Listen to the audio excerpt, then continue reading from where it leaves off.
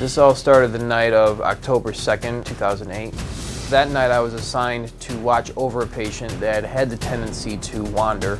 At the end of my shift that night, I was asked to watch over another patient named Beth, who was wheeled into the room that I was already in. A little later on, before the end of my shift, she went to the bathroom. I escorted her there and escorted her back and helped her into bed. This bed is similar to the one that was in the hospital at the time. My friend is going to stand in for the patient. I sat her down, I bent over and scoop up her feet and help her get into bed. At the time, she was laying on her side facing me. I then leaned over to look for the quick release for the guardrail. I took my eyes off her for no more than 10 seconds. And like a rattlesnake striking out, she grabbed a hold of my pants and my shirt and pulled me towards her. I felt myself falling forward. At this point, I braced myself against the bed with my right hand and my left knee, and then used my left hand to push her hands away to get away from her. As I stood up and as I turned around, I saw the eyewitness exiting the room. And this woman grabbed a hold of me, so I didn't feel like I had anything to hide because nothing had happened. Well, Jameson and his mother Heidi are here today to try and prove his innocence. He and his mother maintain that it was the female patient who was the aggressor that night.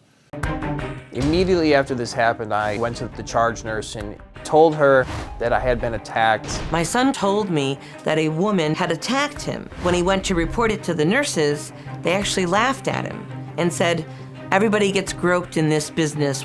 File an incident report." The next thing I know is the police are looking for me, and I voluntarily went down to the police department. The detective asked my son if he would be willing to sign away his Miranda rights, and my son did. He believed that that woman was being charged, not him. While I was in the interrogation room, I was hit with a barrage of questions, and I found out that the co-worker who walked in made the allegation that he saw me engaged in a sexual encounter with this patient. I'm being painted as a sick individual who is taking advantage of somebody who is in their worst state and helpless.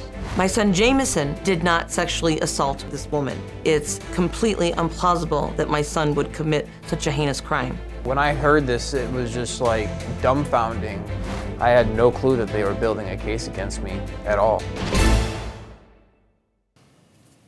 Now, Heidi is joining us here on stage. Jameson is joining us via satellite from Syracuse, New York. So, Jameson, this patient had been admitted the night before this alleged incident took place, correct? This wasn't the night of her admission, is that right? Yeah, Dr. Phil, that's correct. And how did you come to be involved with her the second night? And actually, what happened was I wasn't even supposed to be there. I was assigned to another patient earlier in the day, and I was dismissed from that. And I went up to go say hi to the nurse on that floor, and she asked me to stay and work for her. Beth Nolan didn't come into play until about the last hour of my shift, and she was moved in from the adjoining room to the room that I was already in.